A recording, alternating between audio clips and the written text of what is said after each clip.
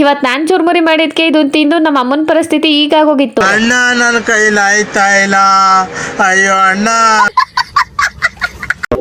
ಇವತ್ ನಾನ್ ಮಾಡಿದ ಚುರ್ಮುರಿ ತಿನ್ಲೇಬೇಕು ಅಂತ ಇದನ್ನೆಲ್ಲ ರೆಡಿ ಮಾಡ್ಕೊಂಡು ಕಡಲೆಪುರಿ ಜೊತೆ ಮಿಕ್ಸ್ ಮಾಡಿ ಸ್ವಲ್ಪ ಸಾಲ್ಟು ಜೊತೆಗೆ ಚಿಲ್ಲಿ ಪೌಡರ್ ಕೂಡ ಹಾಕ್ತೆ. ಆಹಾ, ರೆಡಿ ಆಯ್ತು ನೋಡಿ ಚುರುಮುರಿ.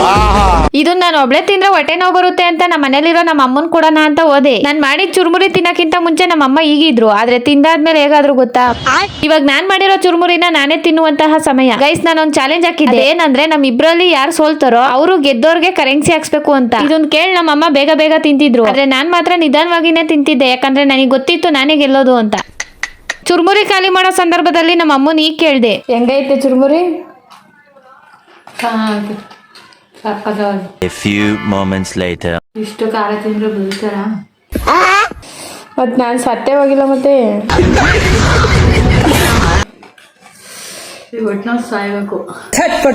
ಕೊನೆಗೂ ನಮ್ಮ ಅಮ್ಮ ನನ್ನನ್ನು ಸೋಲ್ಸೇ ಬಿಟ್ರು. ಚುರುಮುರಿನ ಮೊದ್ಲು ತಿಂದಿದ್ದೆ ನಮ್ಮಮ್ಮ. ನಾನ್ ಮಾಡಿದ ಚುರುಮುರಿ ತಿಂದು ನಮ್ಮ ಅಮ್ಮನ ಪರಿಸ್ಥಿತಿ ಈಗಾಗೋಗಿತ್ತು. ಅಣ್ಣ ನನ್ನ ಕೈಲಿ ಆಯ್ತಾ ಇಲ್ಲ, ಅಯ್ಯೋ ಅಣ್ಣ.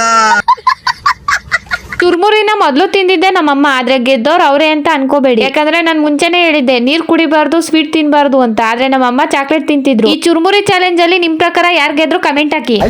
ಗೈಸ್, ನನ್ಗಂತೂ ಸಿಹಿ ಅಂದ್ರೆ ಅಲರ್ಜಿ, ಆದ್ರೆ ಖಾರ ಅಂದ್ರೆ ಎನರ್ಜಿ. ಚುರುಮುರಿಗೆ ಇನ್ನೂ ಒಂದ್ ಎಕ್ಸ್ಟ್ರಾ ಮೆಣಸಿನ್ಕಾಯಿ ಹಾಕಿದ್ರು ನಾನ್ ತಿಂತಿದ್ದೆ. A few moments later. ನನಗೂ ಇವಾಗ ಖಾರ ಆಗ್ತಾ ಇದೆ ಗೈಸ್. ಇವಾಗ ಆಗ್ತಾ ಇಲ್ಲ. ಎರಡೇ ಮೆಣಸಿನ್ಕಾಯಿ ಹಾಕಿದ್ದು, ಆದ್ರೆ ಇಷ್ಟೊಂದು ಖಾರ ಆಗುತ್ತೆ ಅಂತ ಅನ್ಕೊಂಡೇ ಇರ್ಲಿಲ್ಲ. ಗೈಸ್, ಕೊನೆದಾಗಿ ಯಾರ್ ಗೆದ್ರು ಅಂತ ಕಮೆಂಟ್ ಹಾಕಿ. ಇವತ್ತಿನ ಕತೆ ಇಷ್ಟೇ. ಸಿಗುವ ಮತ್ತೆ. Tata, bye bye.